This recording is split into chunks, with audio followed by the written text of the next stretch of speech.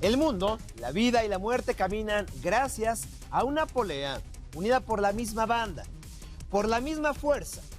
Acompáñenme a desenmarañar una cadena más del universo, porque todo y todos estamos unidos. Difícil de creer. Hoy en Difícil de Creer, conoceremos los deportes extremos más increíbles y los más peligrosos. Juegos de niño que pueden terminar en muerte. De la muerte, revisaremos el minuto a minuto de este proceso en el cuerpo humano. ¿Qué es lo primero en apagarse y qué es lo último? Eutanasia. Cuando el dolor es más fuerte que la esperanza. Y algunos casos de personas que han regresado de la muerte cerebral. ¿Cuáles son sus secuelas? ¿Cómo se reintegran a la vida? ¿Y qué tecnología necesitan? Todo será difícil de creer. El escritor Ernest Hemingway, muy aficionado a la adrenalina, dijo alguna vez: existen únicamente 3 verdaderos deportes: el montañismo, el motociclismo y las corridas de toros. Todos los demás son simples juegos. Aunque no es propiamente una definición, podríamos decir que esta fue la primera clasificación de los deportes extremos. Es decir, aquellos deportes de alto riesgo donde se compite la mayoría de las veces contra la misma muerte. Esta corriente del deporte tiene relativamente poco tiempo. Fue a partir de los años 90 que se comenzó a utilizar la denominación deporte extremo. Entre los deportes que han ido ganando notoriedad e importancia está el expogo, que consiste en hacer acrobacias en el aire impulsándose con el clásico juguete infantil, el pogo saltarín. Pero estos exponentes extremos han modificado los juguetes de antaño para que puedan resistir varios cientos de kilos de presión, ya que sus acrobacias son extremadamente complejas y complicadas de lograr. Lo que antes era un juego de niños, hoy se ha convertido en un deporte. Sí, en un deporte casi profesional. Al menos para los fabricantes de estos juguetes. Otro deporte muy vistoso y peligroso es el llamado Street Lodge. Este deporte originalmente se practicaba en la nieve en túneles artificiales, donde todo estaba controlado, pero algunos de los aficionados a este deporte querían practicarlo no solo en los meses de invierno, por lo que se las ingeniaron para salir a las calles y carreteras inclinadas para seguir girando. Sin embargo, este deporte es altamente peligroso, debido sobre todo a las velocidades superiores a los 80 kilómetros por hora que se alcanzan. Además de que se va muy cerca del suelo y en caso de encontrar un objeto en el camino, difícilmente se podrá esquivar. Prueba de ello es el caso de Sue Winkendon, una experimentada practicante del Street Lodge que en diciembre del 2011 perdió el control de su tabla y se salió de la carretera, sufriendo así varias heridas que al poco tiempo le quitaron la vida. Otra muerte trágica en los deportes extremos fue la de Sarah Burke, 5 veces medallista de los deportes extremos de invierno. Sarah, con apenas 29 años de edad, se accidentó en una práctica de rutina en el año 2012. Ya vimos que los deportes extremos no llevan ese nombre por pura mercadotecnia. No, día a día te enfrentas a la muerte, como lo atestiguamos en vivo. El año pasado, cuando Caleb Moore se encontraba participando en los Juegos Extremos de Invierno y al realizar el llamado backflip o mortal hacia atrás, los esquíes delanteros de su motonieve se enterraron, provocando que cayera y la pesada máquina le pasara por encima. Caleb recibió asistencia de inmediato. Sin embargo, su corazón había sido aplastado y su cerebro conmocionado. El 31 de enero del 2013, a los 25 años de edad, Caleb Moore, medallista de los Juegos Extremos de Invierno, fue declarado muerto. En los deportes extremos y otras actividades de alto riesgo, la muerte ronda muy cerca, bastante cerca. Generalmente aparece de forma tan violenta que se evidencia mediante una serie de signos característicos en el cuerpo. A continuación, nuestro segundo eslabón del día: el minuto a minuto de la muerte en el cuerpo humano. Es difícil de creer. Hasta hace poco se creía que el fin de la existencia se daba con el último suspiro de la persona. Hoy día es claro que no existe un momento preciso que determine la muerte, sino que esta inicia cuando el corazón se detiene y concluye con la putrefacción de los tejidos. Si bien hay órganos que pueden morir sin el aporte sanguíneo, otros son capaces de seguir funcionando por un tiempo, sin necesitar la sangre. De hecho, el corazón puede seguir funcionando hasta 1 hora y media después de interrumpirse el tránsito de la sangre. El hígado, hasta 30 minutos. Los pulmones, 55 minutos. Los riñones, 1 hora.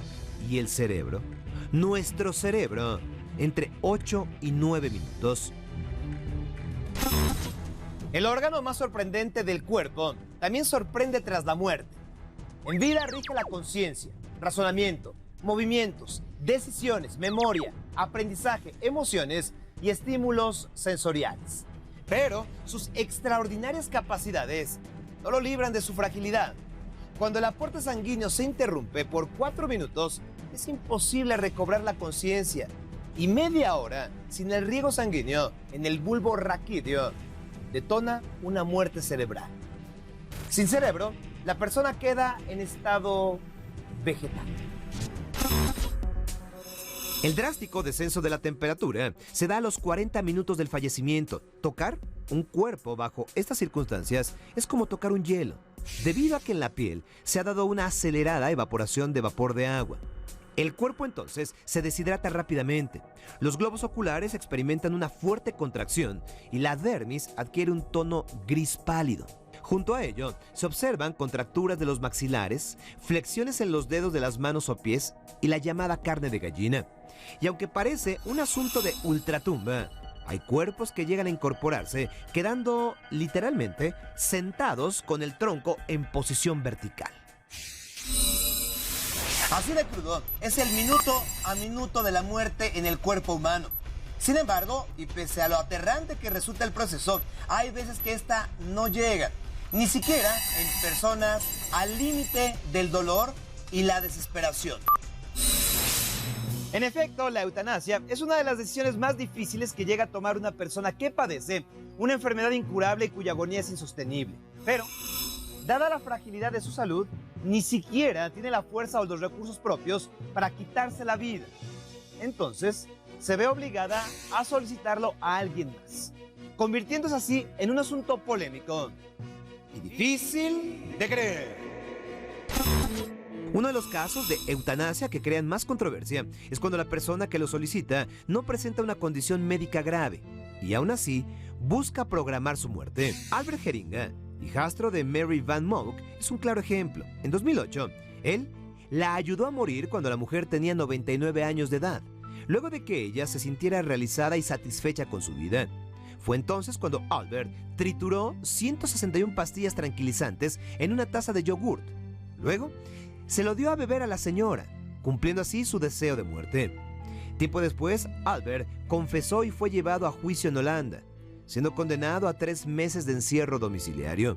Otro caso controversial fue el de la familia Fram. Luzmila le pidió a su hijo que le ayudara a morir, al no poder lidiar con su osteoartritis, insomnio, ceguera e imposibilidad para caminar.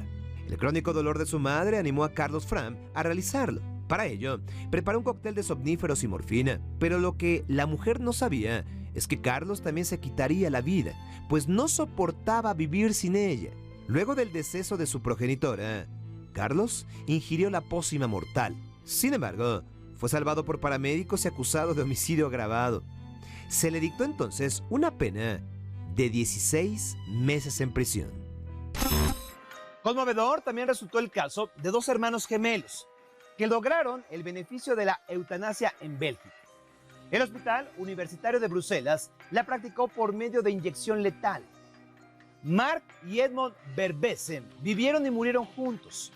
Ellos tenían una enfermedad degenerativa que los había dejado ciegos, los estaba dejando sordos y al paso de algunos años los iba a matar. En este caso, la ley pudo dar luz verde a su deseo de morir, ya que en ese país la eutanasia está permitida para personas mayores de edad que la soliciten de manera consciente y voluntaria. Bélgica y Holanda, donde se han aplicado 7.500 muertes asistidas, son los únicos países donde es legal la eutanasia activa, la cual consiste en ayudar a morir a enfermos terminales con drogas u otros métodos que no generen dolor. También existe la eutanasia pasiva, mediante la cual se eliminan los medios destinados a prolongar la vida, como sueros o respiradores artificiales. Otro tipo de eutanasia es llamada indirecta, cuando se administran calmantes con la intención principal de aliviar el dolor, aunque se acelere así la muerte del enfermo. Un caso muy específico es Suiza, donde su legalización ha dado pie al turismo de la muerte. Sí, como lo escuchan, turismo de la muerte. Y es que cada vez más extranjeros buscan un suicidio asistido en ese país. Cada vez más lo hacen sin ser enfermos terminales. Por ello, las autoridades están contemplando modificar su ley para evitar la creciente incidencia de turistas suicidas. Tan es así que cada año, 200 personas, principalmente procedentes de Inglaterra, logran su muerte de este método en Zurich. Por ahora, la demanda del turismo de la muerte es tal que la organización Dignitas explota esta necesidad. Cobra hasta 4.000 euros por practicar la eutanasia a enfermos terminales y tan solo en 2006 facilitó 195 suicidios de extranjeros. Pregunto, ¿se trata de negocio o de ayuda a los que lo necesitan? Esta es parte de la polémica del turismo de la muerte, la eutanasia. Pero si el turismo suicida causa controversia, lo es más la eutanasia infantil. La niña británica Hannah Jones, de 13 años de edad, ha estado durante largo tiempo a la espera de un trasplante de corazón para combatir su cardiomiopatía.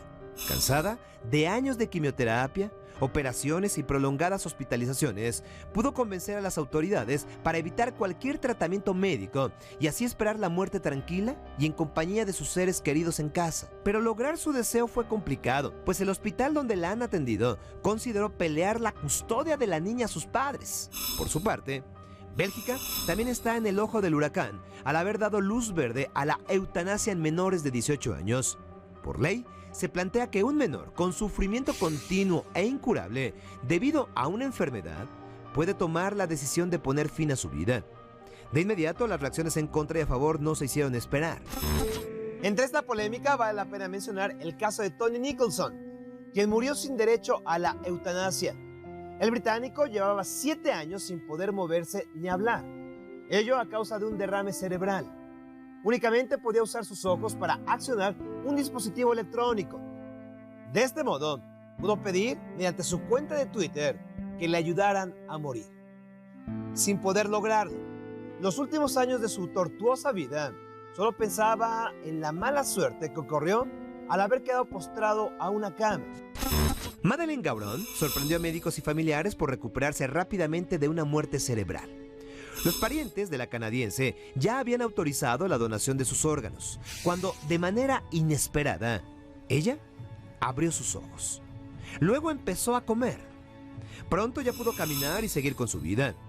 La mujer de 76 años de edad fue hospitalizada por una inflamación de encías, pero algo se complicó y tras ahogarse con la comida cayó en coma. El personal médico, por su parte, la daba por muerta y nunca pensaron que podría sobrevivir. Las causas más comunes de la muerte cerebral son los traumas en la cabeza, caídas, heridas de bala, hemorragias cerebrales, infartos y sobredosis de medicamentos. Alguien que sufre este tipo de traumas fácilmente estará condenado a morir. Pero hay casos que desafían a la ciencia. Uno de los más interesantes es el de un chico que se recuperó después de recibir diagnóstico de muerte cerebral por 4 médicos en el Reino Unido. Su nombre, Stephen Thorpe. Sufrió un terrible accidente de auto y terminó en el coma inducido en un hospital. Su padre se aferraba a que su hijo pudiera sobrevivir y entonces pidió la ayuda de la neuróloga Julia Piper. Hoy, Stephen es un joven reintegrado a la vida. Pese a la severidad de la muerte cerebral, hay pacientes que no pierden la memoria en esos crudos momentos. Un infarto al corazón prácticamente aniquiló a un holandés cuando viajaba en un autobús. De inmediato, se le diagnosticó muerte cerebral. Pero, luego de que se intentó reanimarlo con descargas eléctricas, regresó a la vida. Cuando pudo articular palabra, se dirigió a una de las enfermeras que lo atendió y le agradeció su esfuerzo por salvarlo en el momento de su resucitación. La pregunta es, ¿cómo pudo saber quién era ella y qué hizo? Si, en teoría, él estaba muerto. Otro que se negó a morir fue el estadounidense Zach Dunlop, que también fue declarado con muerte cerebral al sufrir un accidente. Pero él despertó días antes de que le extirparan los órganos vitales para ser donados a otros pacientes. Zach recuerda haber escuchado al doctor que lo declaró muerto. Asegura que esto casi lo vuelve loco.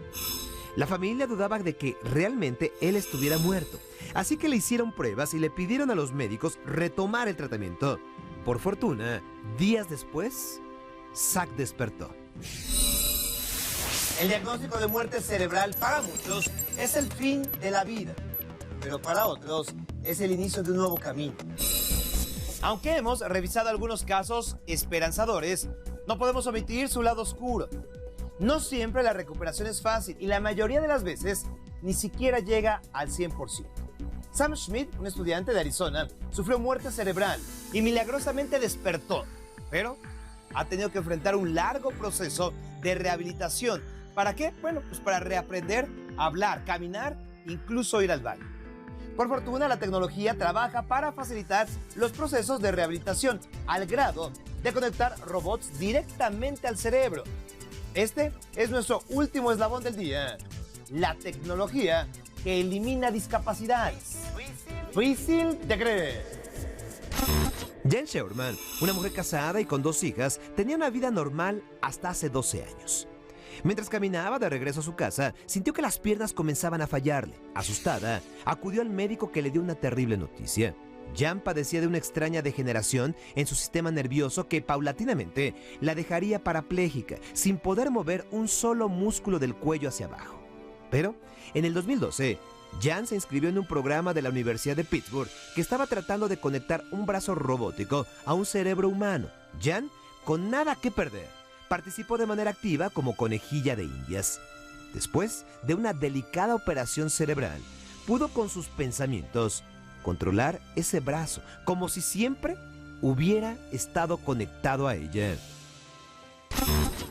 El caso de Jan es muy prometedor, ya que por primera vez en 10 años, ella logró realizar una actividad tan simple como beber agua.